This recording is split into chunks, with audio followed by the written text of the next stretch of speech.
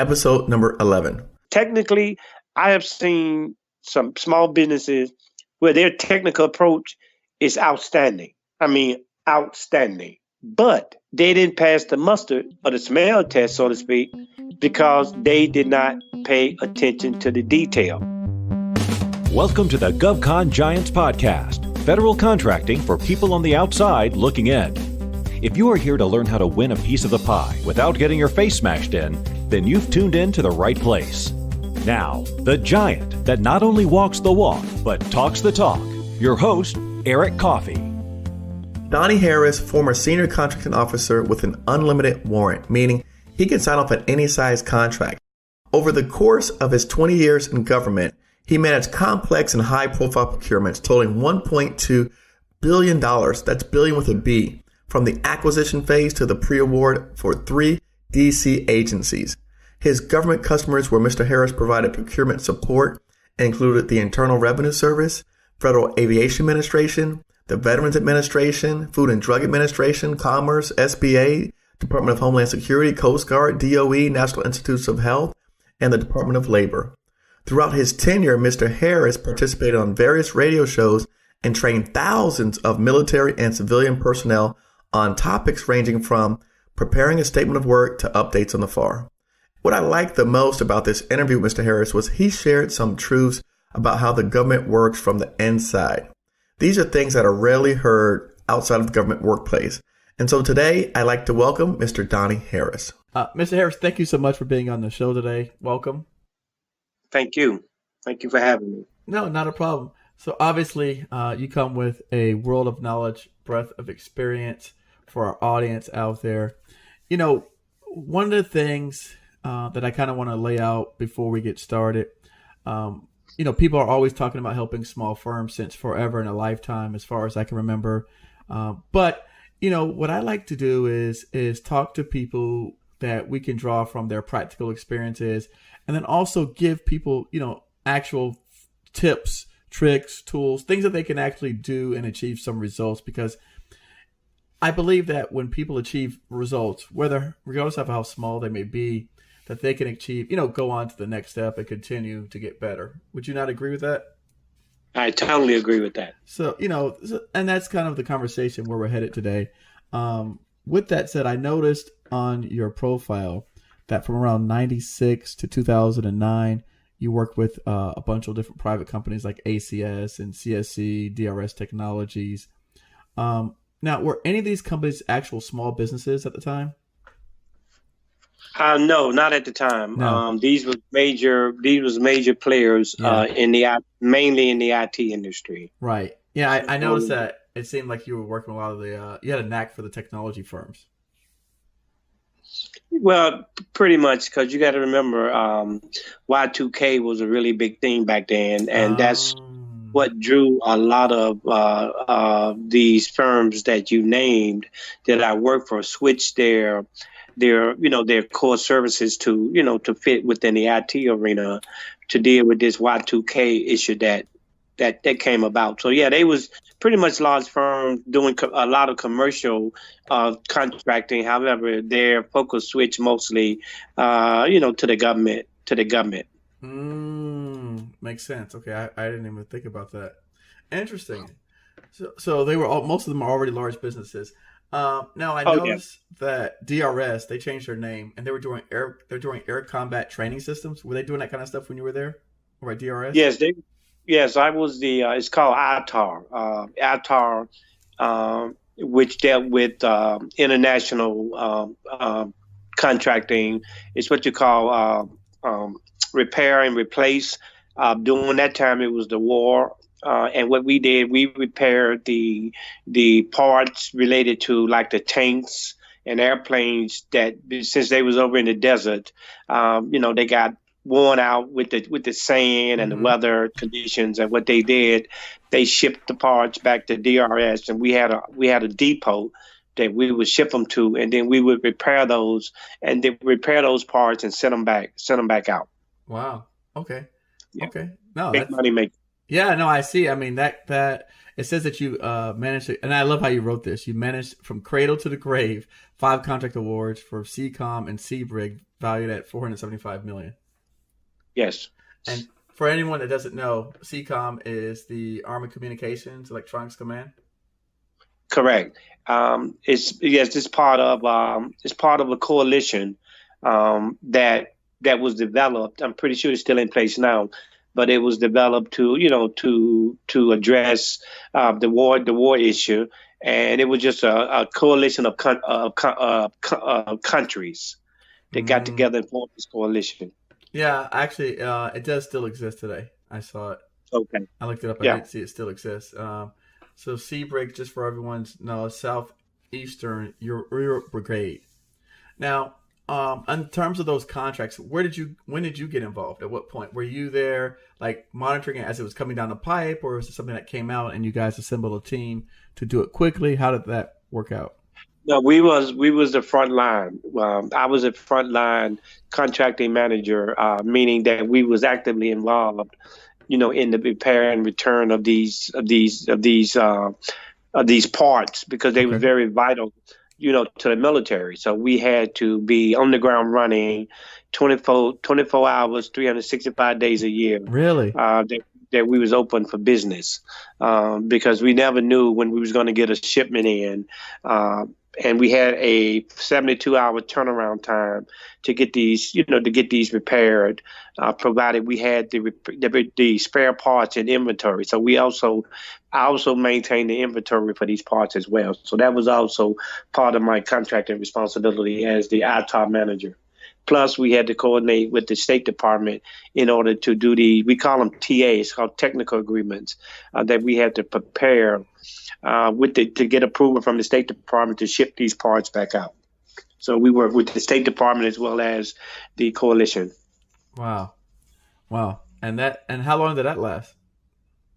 Well, up until the time that I was there. I stayed there a couple of years, but once they changed their name and refocused their core services, and they relocated out of the area, so that's when I left. Oh, okay, made sense. And before that, you worked over at CSC. Now you worked at CS. Go ahead. I'm sorry. No, yeah, you worked at CSC.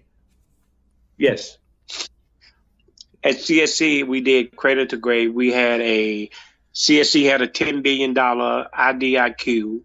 And for your audience, IDIQ is indefinite delivery, indefinite quantity, which basically means that we was wide open in terms of what we bought and how much we bought. But it was a 10-year, $1 billion a year contract, which was huge, to modernize the Internal Revenue Services, meaning we went in and we redid their infrastructure. We changed their policies, procedures, changed their legacy systems to bring them up to date, to make them integrate with one another. Because back then, the IRS had multiple legacy systems that didn't really to each other. So what we did, we came in and we automated their whole service. So now when you call the Internal Revenue Service, that's why you get prompt to go to certain, if you would like to find out about your tax status, press 1, etc. Yes. Prior to that, they did not have that. People was on hold for hours trying to get, just basic information about their tax information. So we came in and we, one of my proudest procurement activities, but we went in and we modernized the IRS. And what role did you play in that particular contract? You oversaw the whole contract? Not the whole contract. The contract was huge. So I was just one of the contract managers that managed certain programs. We had about 10 different programs. We had the integrated financial system, which basically dealt with e-filing. You know how now you can e-file your I've done that. return. And prior to that, they didn't have that. So I was in charge of that particular program to put together the e-filing requirements. And I had a team, and we did cradle to grave. It's interesting that now, same thing when you request your your EIN number, it's all electronic. It's electronic. Prior to that, you had to wait 10 to 15 days to get it in the mail. Now you can get it within 24 hours. Yes. Okay. Oh, wow. We don't, a lot of times we have no idea where this stuff comes from, right? It just, we go online and it works and we're like, okay, that's great. It worked. But we have no idea that, obviously someone had to put this thing together and you were part of that team that helped do that. Right. Very, very, very complex requirements. Now, yeah, were there, on something like that, are there, because I know that on the IDIQs that I've seen that we've been a part of, there's usually 5 or 6 companies on the IDIQ. Was that the same thing with this particular IDIQ? No, this was a single award IDIQ. Wow. One company. Single award. And it was a single award to CSC, and we had about, I don't know, between 25 to 50 subcontractors. Wow. That I had to manage. So, yeah, I managed about 50 subcontractors all at one time, all active, because they participated in the requirements. Okay. And sticking with that same topic in terms of requirement, I noticed at Booz Allen Hamilton, you said you helped them out with their CPSR audits. For those who don't know, Contractor Purchase System Review Audit. Can you please tell us what that audit is? Well, basically what that audit, if you maintain a cost reimbursable, when you're dealing with a cost reimbursable contract, you have to have an approved purchasing system that is approved by the government. Part of that requirement is that you have to do what we call audits. Mm-hmm. So my position at Booz Allen during that time was we was ensuring that our files was auditable, approved, meaning that we had to go in to ensure that we had reps and certs was dated correctly. We had to have to make sure that purchase orders was predated, make sure that the subcontract agreements that we had contained all of the flow downs from the prime contractor. So that's one of the biggest mistakes that small businesses do, is that, and that's why they don't win a lot of awards. It's because they're not able to deal with the administrative infrastructure in maintaining a contract. Right. And what I mean by that is that having been a former contracting officer and have written, I don't know, over 1,500 solicitations and probably done approved upward to $1 billion in awards, because I was at an unlimited warrant, is that small businesses they are not able to deal with the administrative burden that is associated with a contract, because 90% of your contract is administrative. Yes. Yeah. And that's why small businesses are not able to compete with such a Booz Allen. So under the CPRAs, small businesses doesn't have that function because they don't know what that actually means. But it was a very intense program. I must have had about, I don't know, Booz Allen did about 3,500 proposals a year. Ooh. So if you think about that, compare 3,500 proposals, and they won about 80% of those proposals. So if you look at that figure and compare it to a small business that may only do 2 or 3 proposals a year, right, you can see the big advantage. Right. That big companies such as Ernst & Young, CSC, Booz Allen. So we had a whole department that was strictly dedicated to doing CPARs. And again, when you have that infrastructure, then you're able to compete. And we was able to pass all of our audits. We never failed an audit. So, and that was the dedication part to it. And that is one area. If I could I have a small business that I help small businesses, but if that was one thing that I could really reach out and help small businesses do, is the administrative function associated with not only winning government contracts, but how to maintain those government contracts, as well as get a favorable audit. Because as a result of those audits, if you fail too many audits, then that's going to go into your quote past performance portion, and you may lose out. You may have the technical solution, outstanding technical solution, but you're probably not going to win because of your past performance, namely because you're not able to pass an audit. Wow. Yeah. Now this particular audit here for Booz Allen, this one, which is the purchasing review, it says that one is for companies that do greater than $50 million a year.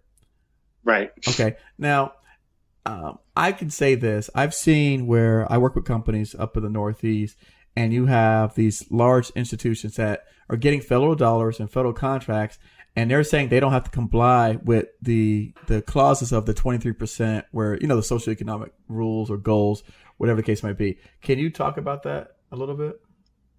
So well, for example, if they're getting a contract, right, and then the government's auditing their subcontractor procedures and rules, how does that tie in with, say FAR 19 or FAR 13? Well, the way what happens is that if you are doing business with the government, mm-hmm. then each agency that you are doing business with have what they call subcontracting goals. Yes. Where so much have to be done to small business, etc. Now, I don't know, in my 25 plus career, have known a company to be able to do business with the government and not somehow adhere to the small business goals. Gotcha. Now, depending upon the requirements, for example, when I was the senior contracting officer for the DC government Department of Transportation, and I had roughly about a $3 billion contract of requirements to replace the South Capitol Street Bridge. This is a main artery between Maryland and Virginia. Okay. Now, under that, we had, because it was at the state level, and it was if you have $1 of federal money, then it becomes a federalized contract. Mm-hmm. So therefore, we had to maintain subcontracting goals. Okay. Now, depending upon the requirements, then there are some firms that really don't have to adhere to the subcontracting goals because there are no subcontractors out there that can perform that type of work. Correct. For example, you're not going to get a small business who can build a $3 billion bridge. No. Okay. Number one, they don't have the infrastructure. Number two, they don't have the resources. No. And number three, they don't have the technical knowledge, the contract management skills, or the expertise to build a bridge. Correct. However, they can do some of the legwork, like dirt removal, concrete, yes, providing some of the materials, but it's not substantial enough to be able to meet those goals. Okay. So it depends upon the requirements that the government is asking for that will eliminate, exclude small businesses.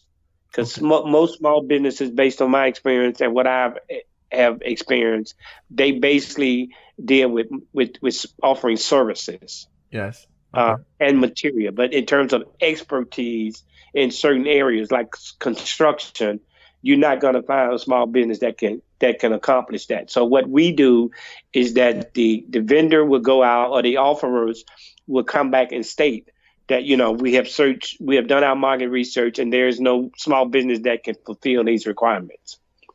So that's how they are able to, bypass meeting these subcontracting requirements. Right. I guess, when you have some companies, these are questions that people are asking me is, we have companies that we know that can do a portion of the work, but they still feel like they're not getting a piece of the subcontracting goals. What would you say to them? Well, I think is that if they're not getting one of the things when I was at the SBA, back, I ain't gonna say how, I'm not gonna give my age away, but a while back before all of the changes, yes, the procurement regulation changes. Okay. Large companies, let's say like CSC. Yes. CSC would team with a small business. Okay. And CSC would use that small business in their proposal. Mm.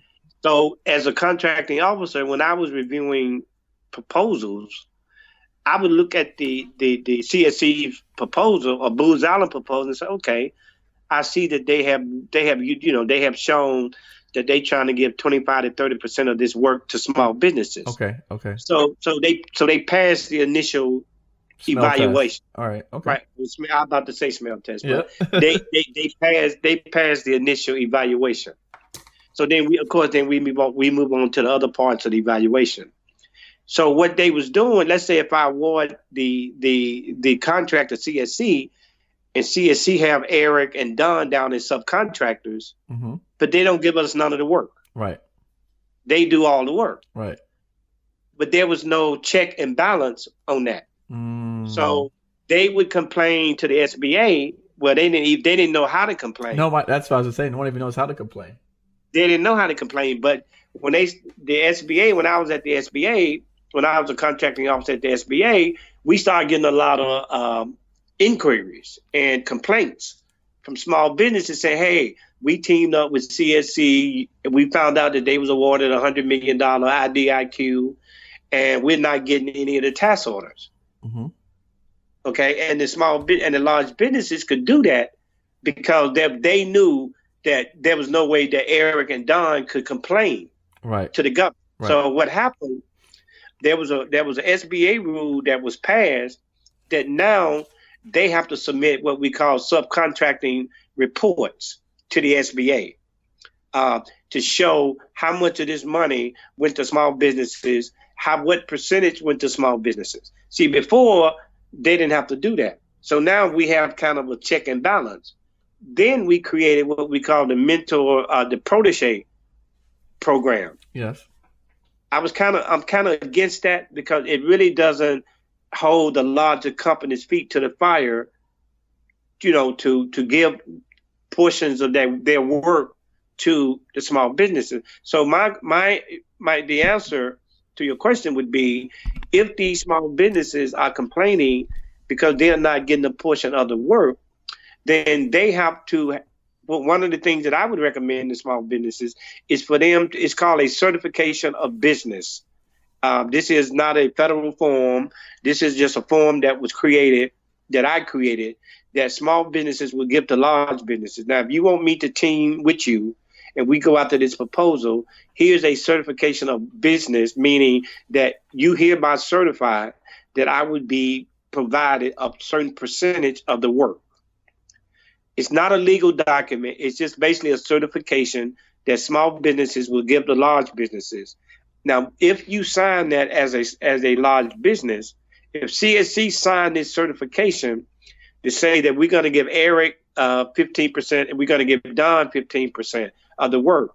Now, once the contract comes out and once the task orders are issued by the government, if you do not give Don and Eric his respective portion of work that we agreed upon, then you have more concrete evidence to go to the small business and you can file a claim against against CSC. Now, if we found that CSC did not deal in good faith with Eric and Don, right, then that could lead to a disbarment. See, that's a secret that small businesses don't know about. Okay. So rather than letting them utilize your resources and your name and your socioeconomic status, by allowing them to do that, they're going to get the award. Yes, of course. Of course. And I don't know if you heard back in the day, I think it was called General Dynamics or General Services, GDIT, I think it was, where it was discovered through when I was at the SBA, is that we would give an award to a small business. However, I think it was I don't want to quote and misstate, but let's say it was a large business that was doing over 50% of the work.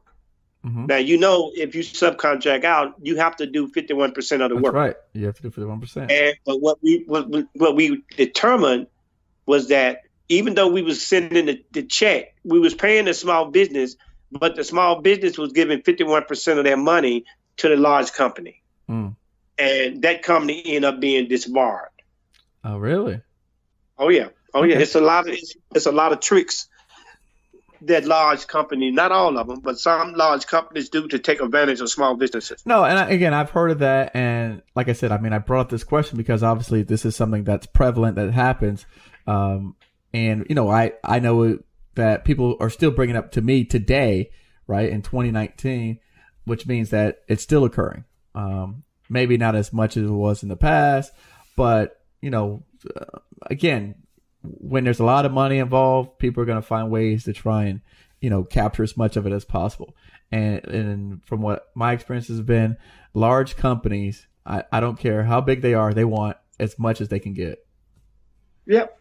And just as a footnote to that, it's called greed, and it's greed. It's greed. Yes. It's greed on the large company side, and it's being uninformed on the small business side. Because see, in my experience, I have had to disqualify a lot of small businesses because they did not even maintain the basic requirements.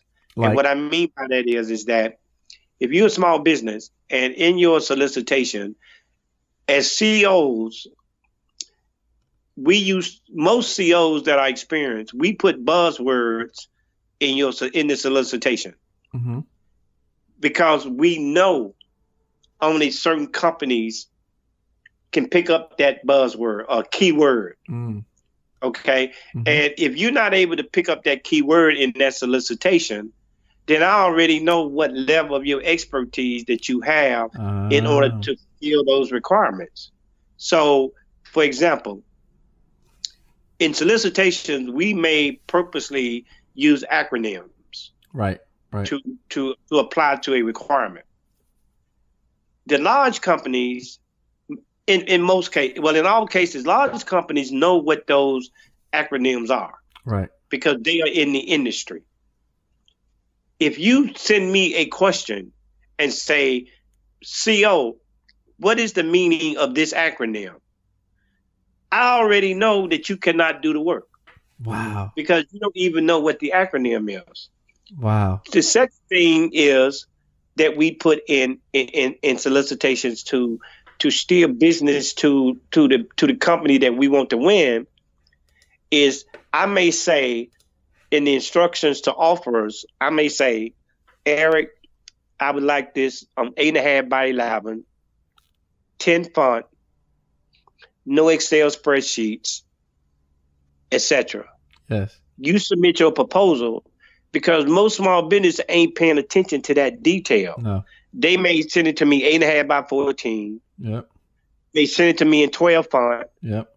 And you may have Excel spreadsheets throughout it to make it look good. Yep. Guess what I'm going to do to you? Right. You're going to be disqualified for being non-responsive. Wow. That's good because stuff. I asked for 8.5 by 11 and you gave it to me 8.5 by 14. Or you put it on color paper instead of white paper. Right. You got it in gloss, you have gloss coverings when I didn't ask for that. Right. These are just little bitty things that we used to do to eliminate companies that we really knew could not fulfill the requirements. And you know what? That makes sense on your part, right? Because obviously you want someone that could come in that could get the work done and give you the least amount of trouble and, be the actual responsive bidder, not someone who's going to come in there and mess around and not be able to perform. So I guess I can understand that, but these are great tips that you can help, we can share with people to help them be better prepared. Well, I'm sorry, go ahead. No. Well, no, continue. I just was interjecting. Well, it's not something, I guess it's the culture of government contracting. Okay. When you're on the other side of the table. And see, I done spent time on both sides of the table. Right. As a contracting officer who have written, like I say, thousands of solicitations and been awarded up to $billions in contracting. And I've also sat on the other side where I am submitting things to the government. And I'm making this comparison because when you on the government side and you're dealing with taxpayers' dollars, my whole objective, well, one of my many objectives were to save the government as much money as I could possibly save them for the quality product. Right. Okay. Meaning I may eat a roof. I'm not a steak eater, but let's say I may eat a quality steak, mm-hmm. but I'm not trying to pay as much for it. Okay. But I want, do you understand what I mean in terms of the comparison? So that's what we did on the government side. Now, on the other side of the table, in terms of what I was trying to tell small businesses, is 3 ways in which you're not going to make the cut. When I mean make the cut, is to get your proposal in front of the technical proposal team. to be evaluated. Number one, if you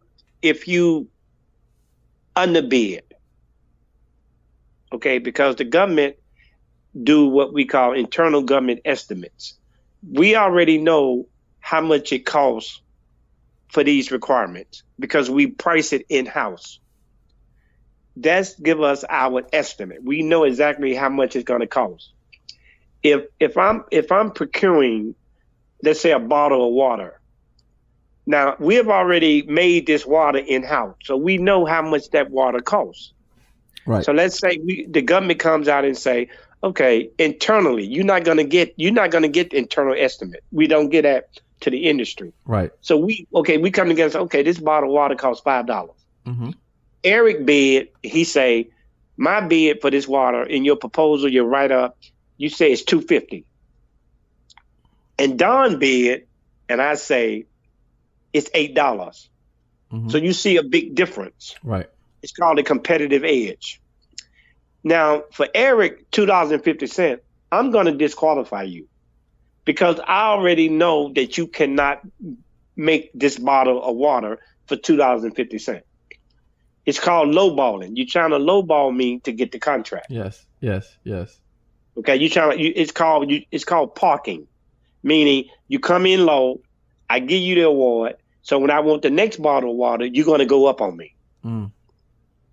The other part, I'm not going to give it to Don because you overbidding.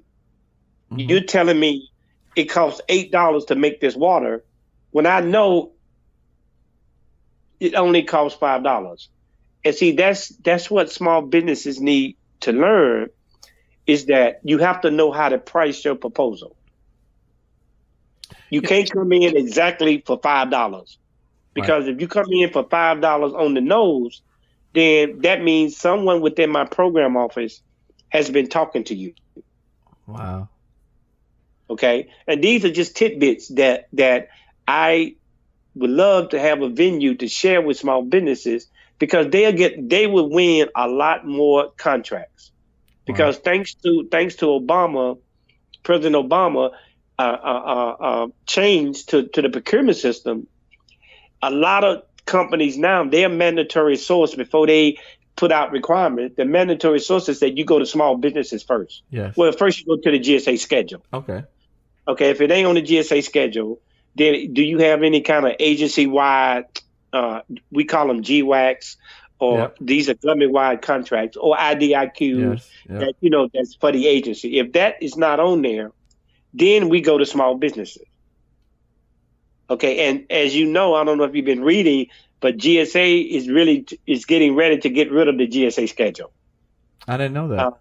They go into what they call category management, which you're going to have products put in certain categories, and then they're going to get a pool of vendors to bid on it.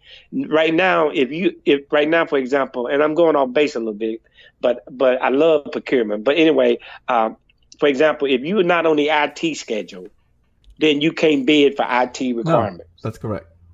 So what they're doing is they're getting away from the Pacific name schedules to where now they're going to put everybody into one pot. Interesting. And you can bid on anything versus being, schedule related, which I think is a good deal because it's opened up the field for more competition. Okay. No, I like that. Yeah. So that's what that is. Forgive me for rap. No. That's okay. Listen, all of this information is great information that people need to be aware of because, again, they need to be prepared and plan for, this upcoming opportunities. And that way, I know a lot of people are still, because again, I get that question as well about the 8A program, about GSA schedules. Those are some of the common buzzwords that float around when you discuss federal procurement, right? And, for you to mention that they're not going to a different system, that's going to totally dismantle that third-party GSA registration companies that are selling people on those, how to get on those schedules. Yeah, and that is a situation where they are taking advantage of small businesses. Yes, correct. Right. And some companies out here, they wanting $5,000, upward to $5,000 to get you on the schedule. You could do that yourself. Right. They have workshops. They could walk you through, and I'm very knowledgeable with GSA schedules and how they operate. So you don't have to pay for that. I mean, those are workshops that actually show you how to actually get on those schedules.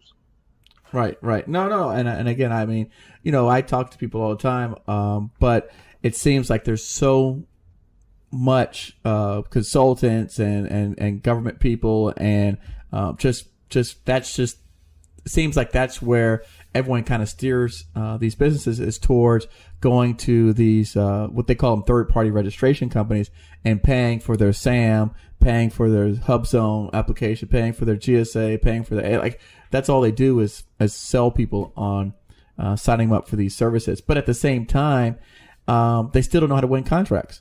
Like no one, nope.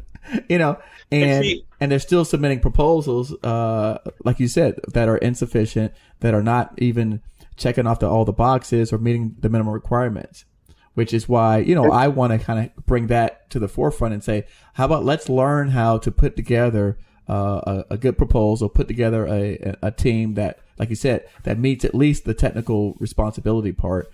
And then we move on to the financials and then the other criteria items. And see, one of the things and when I was doing consulting, because I stayed in Atlanta for a year, so I'm just getting back. But one of the things that I am working on, not aggressively, but what I'm working on is trying to find some venue where there can be workshops and counseling to small businesses to show them how to compete in government contracting. And see, the difference in terms of what I'm offering versus what a third party is offering is that I was a contracting officer. Right. And I was actually a contracting officer. Right. I know what my colleagues are looking for. Correct. I know how to read a solicitation. Correct. I know how to pick out the buzzwords in terms of what is it that they're looking for. Now, when you other thing. Okay, sorry, go ahead. I'm sorry, just one more point. The other thing, I also do pricing. So I know how to price a proposal. I know how to come within what we call the 3 to 5% variance rule. And that basically means if you are 5% over the IGCE, you are within the competitive range. And if you less than 3%, you are in the competitive range. In other words, if you come 3% lower, then you are still competitive. Okay. See, small businesses don't know that. And so when they going out and buying these, retaining these contract lawyers, because see, as I used to always say, because you're an attorney that practice contract law, don't mean you know government contracting. Not at all. No, I agree wholeheartedly. You don't, but you don't know. So as a result of that, you're paying these $200 an hour for these contract lawyers to go through your proposals, and they don't have a clue what they're looking at. And there's millions and hundreds and hundreds of millions of dollars that a lot of small businesses are leaving on the table. That's now, when you say that, tell me, what do you mean by that? What they're leaving on the table? Meaning that because my requirements is geared toward Eric, a small business. Yes. Right. But because Eric doesn't have the infrastructure, right? Because most small businesses, they don't have a proposal department. They don't have a pricing department. They don't have all these other resources that, let's say, CSC has. Right. So when you get a small business, technically, I have seen some small businesses where their technical approach is outstanding. Outstanding. But they didn't pass the muster or the smell test, so to speak, because they did not pay attention to the details. The reason why we put those in there, 8.5 by 11, we want the proposal due by 12 noon. We want no Excel spreadsheet. The reason we put these tedious, seem like nonsense requirements trivial. is because it's trivial. You may think it is, right? But the reason we put it in there is to see if you can follow directions. Even though it may be trifling or trivially, I mean, it may be like, why they want all this? Why they want? It's because 90% of it is administrative. That's why you see solicitations 100 pages long. That's why we do that. We want to make sure that you can follow directions. It ain't the technical approach. It's if you can follow directions. And that, I mean, I understand that because, one of the things that when I'm working with new companies, like you said, that are really good construction companies. I mean, they're excellent companies. They perform. They can get the work done. They fall short with the paperwork. It's the administration portion. And I mean, these are $20+ million companies, but they fall short in the paperwork. I think this is going to be great for a lot of people to hear because a lot of my audience, a lot of times people put such an emphasis on, that the fact that they're great at what they do, their tasks, whether they're videographers or, they manufacture a particular product. And like you said, they forget that there's administration to all of this. And the fact is that, that's a really, and from your standpoint, that's a really easy indicator or checkbox, right, to eliminate companies right off the bat, especially when you're having to evaluate hundreds or thousands of different projects and proposals and people.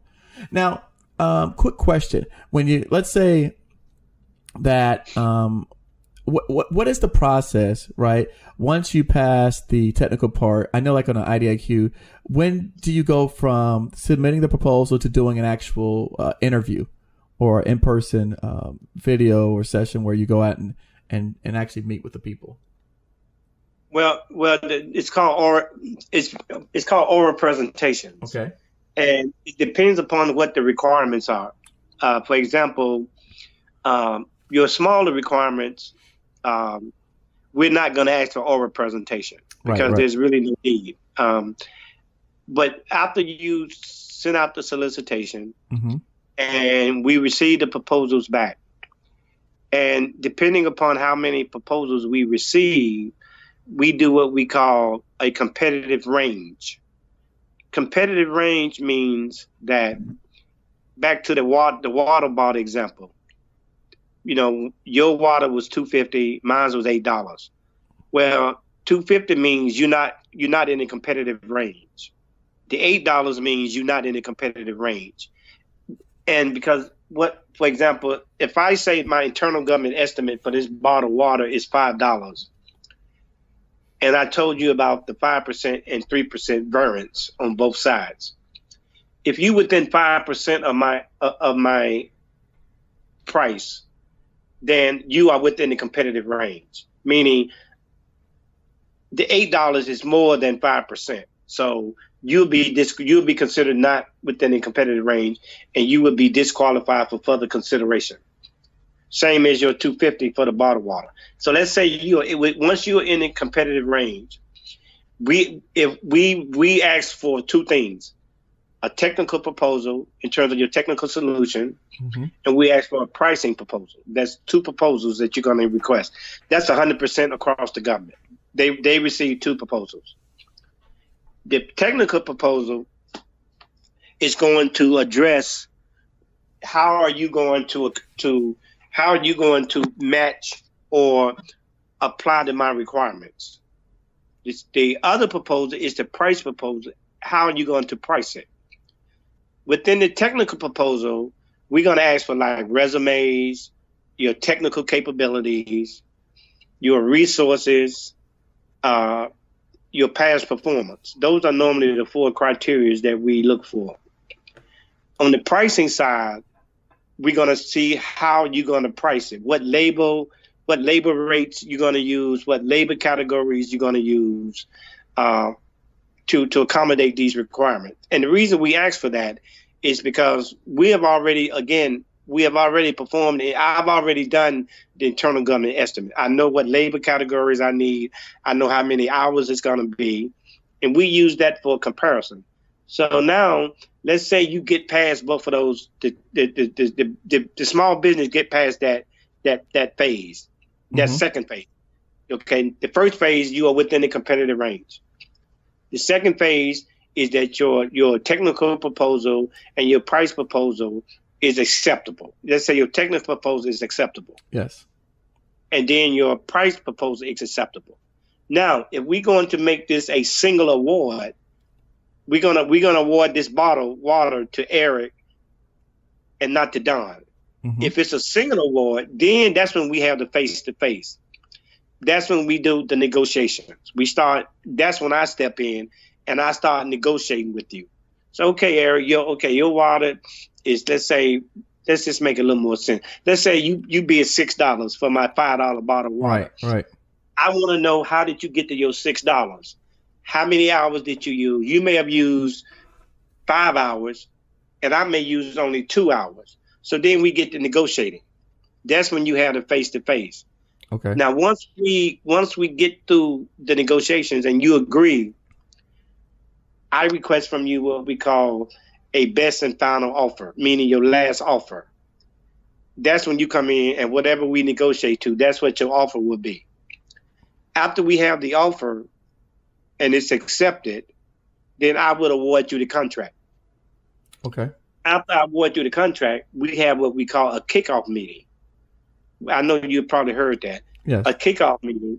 That's when I bring you in, you meet the team, and then we talk about certain requirements like security, deliverables, status reports, things of that nature. Once we agree to that, then you start work. So that's how the process works. Now, if I'm going to award my bottled water to Eric and Don, then I'm going to, it's going to be what we call a multiple award, meaning I'm awarded to Eric and I'm awarded to Don, but it's going to be more in the form of an IDIQ. Okay. Okay. Meaning we're gonna issue task orders against the IDIQ, and that's when I would send a request for quote to you and one to myself, and then you price it, and then you send it to me, and then I'm going to award it to the lowest bidder. Okay. So that's the process. Okay. One of the things that when you mentioned the IDIQ, where I've always been curious about the IDIQ format. I know that the IDIQ is a long string of numbers and letters. Do you know, or can you remember how it's developed, that string? I know part of it is the year when it was released, something about the agency, the letters. You mean in terms of the identifier? Yes, the identifier is correct. Well, it depends on the agency. In most cases, you was correct. If I'm going to issue an IDIQ, they have what they call contract writing systems, like Prism, SAP, okay. SAP, P2P. Okay. And normally in those cases, the system automatically generate the number. Okay. Okay. It is not sequential, but they generate the number. It's like a random number. But normally, can you hear me? Yeah, I can hear you. Normally, what that number would consist of, and you was correct, it would be the year. So let's say if I issue an IDIQ today, it'll probably be like, the number would probably be like 19 to represent the year 19. Mm-hmm. The department within the agency, let's say the department is, let's say IT. So it'll be like 19 IT. What division within IT? Let's say division is 2005. Mm-hmm. So it'll be like 19 IT 2005-00. Gotcha. So that would be the IDIQ number. Okay. So now let's say because under IDIQs, you have what you call task orders. Yes. That you issue against an IDIQ. So let's say that number again was 19 IT 2005-01. So the 01 would represent the first task order under that IDIQ, and so forth. Okay. Are you following me? Oh yeah, no, I'm following. And so the next number would be 2. The next task order would be 2. Then it'd be 3, and so forth. So that's how they come up with the numbering system for the IDIQ. No. Yeah, because I've always, a lot of times when you're trying to do research on previous or past contracts, I was trying to find out what was the hard, steadfast rules for how they develop the IDIQ. That way, if someone wanted to do some like market research, then they could go back and look at the previous IDIQs that were awarded. Well, the best way to do that is go to FAA BizOps. Okay. If you go on FAA BizOps, not only do it show you the opportunities, because every government agency, anything over, I don't know if they increased the threshold, but anything over 3,500, I think it's 3,500, have to be posted on FAA BizOps for all agencies. Now each agency have their own internal intranet. Right. All government agencies have their intranet where they post their opportunities. But the law requires all federal agencies post all of their requirements on FAA BizOps. Now, when you go into FAA BizOps, you're able to break it up by agency. So if you don't know, let's say if you don't know the IDIQ number, you could go on FAA BizOps, check the agency, right? Mm-hmm. And it'll bring up everything that was awarded under that agency. And you can start to see the combination or the pattern for the IDIQ. Well, even if you don't know the number, just say if you have a keyword. Yeah. Let's say bottled water. If you go to the agency, check that agency, and just put keyword bottled water, then it's going to bring up everything as it relates to bottled water. Mm. And you will see anything that was awarded as it relates to bottled water, or any new requirements that may be out there for bottled water. So that's one way you can. Well, that's one of the most efficient ways you can do your somewhat market research to see what's happening. Now, okay. I know we're running out of time here. Question: how do you think that small firms can start to compete? Like I said, I was working with a company. Well, I actually have several companies that I work with that they do $20 million a year in construction, right, in terms of revenues. But for some of the agencies like the Corps of Engineers and like some of the larger naval yards, some of the VA contracts, or even the Coast Guard new construction, that's still not a lot of money. How do those? Because, I've been to, let's say, for example, outreach meeting where the VA guy said all of his projects start at 100 million up. Right. Well, so how do those people, where do they fit into this whole matrix? You mean small business and construction, or just small business? Well, in I mean, general? I guess, for you from the contracting officer standpoint, they're a small business. But if anybody out here, right, was looking at that company that said they did 20 million a year, they'd say that's not a small business. Well, your small business classification come one or two ways. It's an employee level. Right. Once you reach a certain employee level, then you're no longer a small business, or your revenue. Yes. I don't know right off what because a lot of the thresholds has been increased. No, I don't know. I know the threshold. So, for example, for construction, the threshold is 36.5 million a year, which is so they're far short of the 36.5 million annual revenues. So they're still small. Right. So, but what is they? Okay, see that, and you have to look at what they call the NIST code. Yep. North American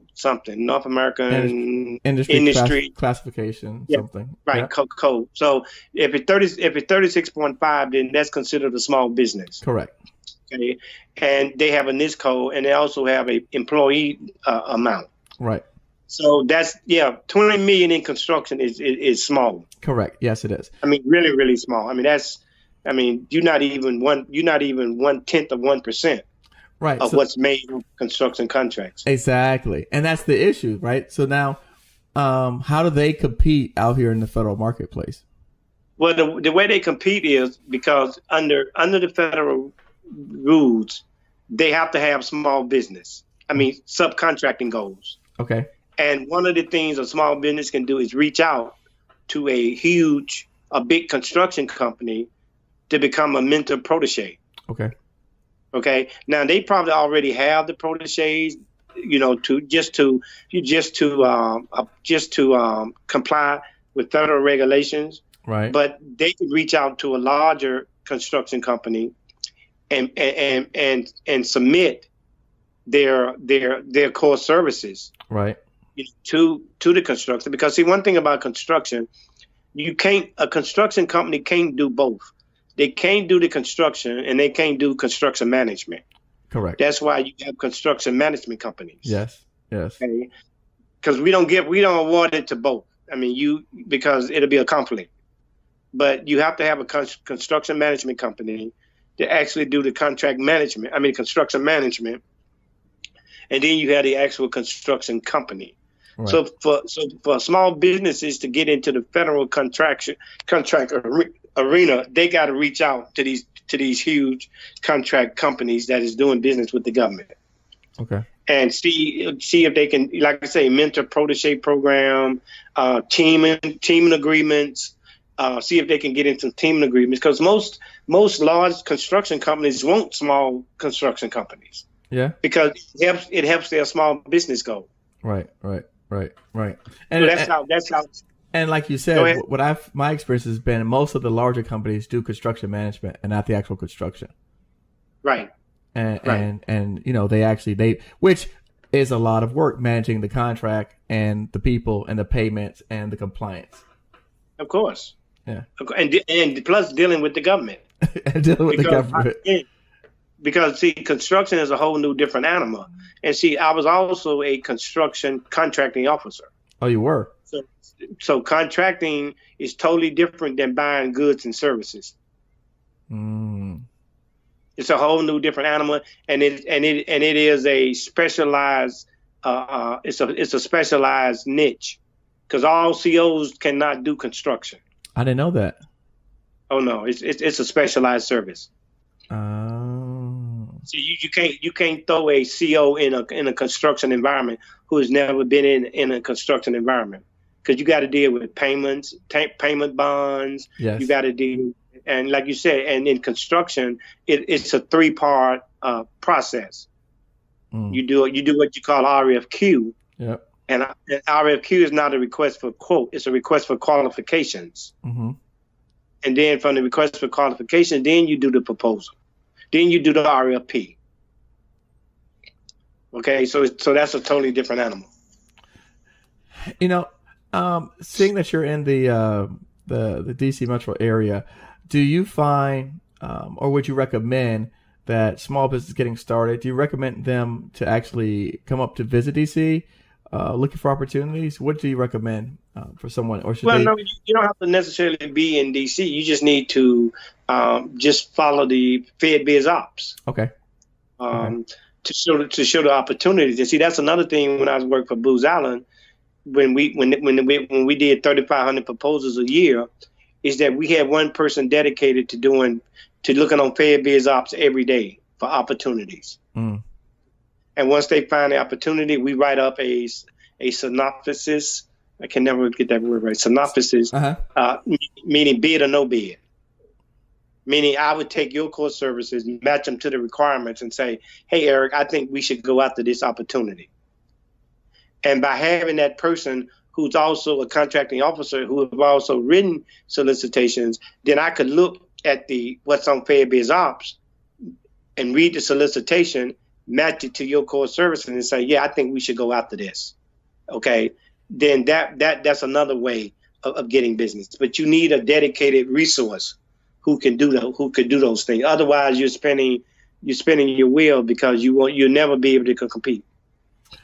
Now I know we mentioned that there's a lot of stuff posted on FedBid, but I noticed that there's a lot of exemptions also from putting things on FedBid, like you said, the GWACs, the IDIQs, a lot of those types of projects as well. Right. Because Well, I'm not to cut you out, but see, the GWAC doesn't apply to you as the small business.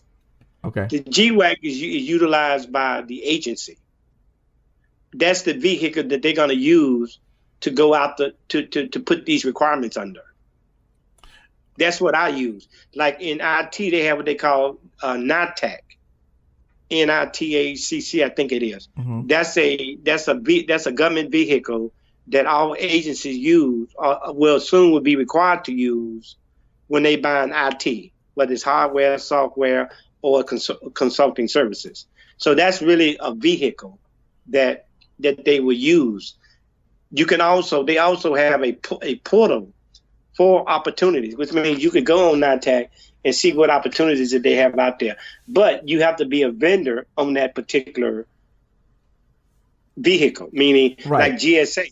You have to have a GSA contract number. You have to be a GSA holder. NITAC is the same way.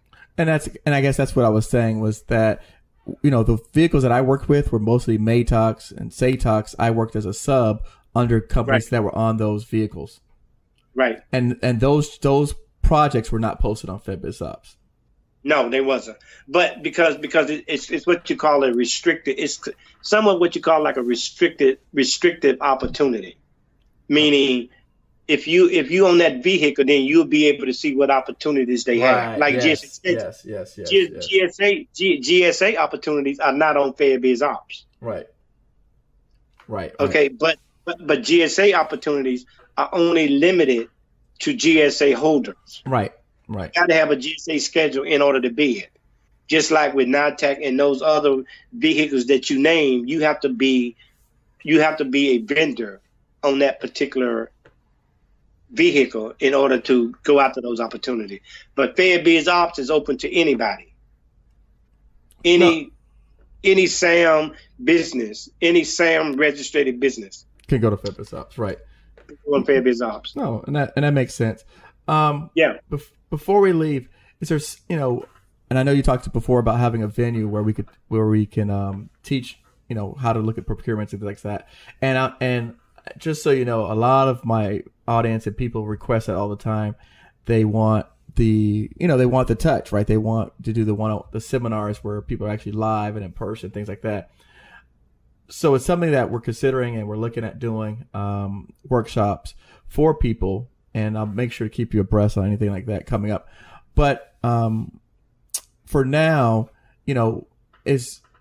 before we close out today, again, I know that there's a lot of people out here shaking their head and wondering if it's possible for, their startup company. And when I say startup, I mean, they've got 1 to 5 people. They're probably doing $250,000 a year. Is this a realistic thing for them to be able to get into? Absolutely. And like I say, Eric, once they get an infrastructure in place, someone who can do the administrative part, the procurement administrative part, reading the solicitations, bringing opportunities to them, negotiating with the government, help to write their proposal, help to price their proposal, then absolutely that number can compete. But they're gonna need someone like me, right? Who can handle that particular wing of their business. And because they're small, it's not going to be something that's going to break the bank. Right. I'm not going to step to them with something that I know they can't afford to pay. Right. Because they are a upstarting business, but there's hundreds and hundreds of millions of dollars that they are leaving on the table. Well, I can tell you this: what we'll do at the end of this, I will definitely have your information at the bottom of the show notes with contact information for everybody out there. You might be surprised. You might have more people reaching out to you than you expect because I get that question all the time. People will help with proposals and things like that. And, that's not a service or anything that I offer, but it's something that definitely I know is valuable and much needed amongst the small business community. And anywhere where we can identify resources for people out there, I definitely want to be involved. And that's the purpose of what we're doing today. Well, I really appreciate you reaching out to me. And like I say, I'm retired. I have all the time in the world, and I have the knowledge. And that's important. That's it. That's the most important part. And I want to be able to give it back. But again, I can write proposals, solicitations. I can interpret solicitations. I can do your negotiation with the government. Having been a CO, I can talk their language.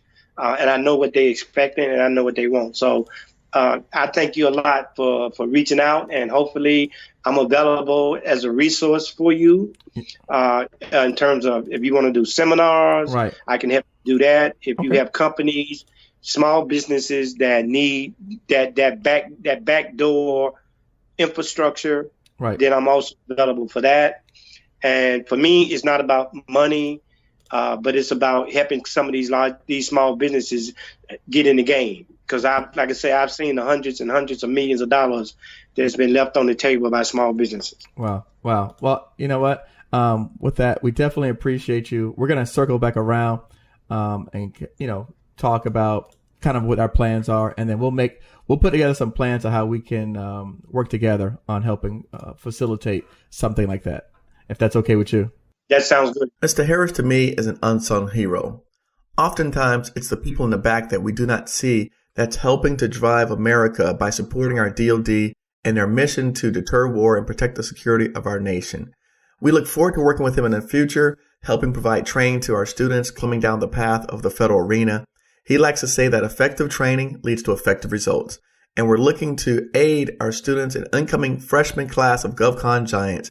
Thank you so much for listening. As always, the show notes can be found on our website, govcongiants.com/podcast.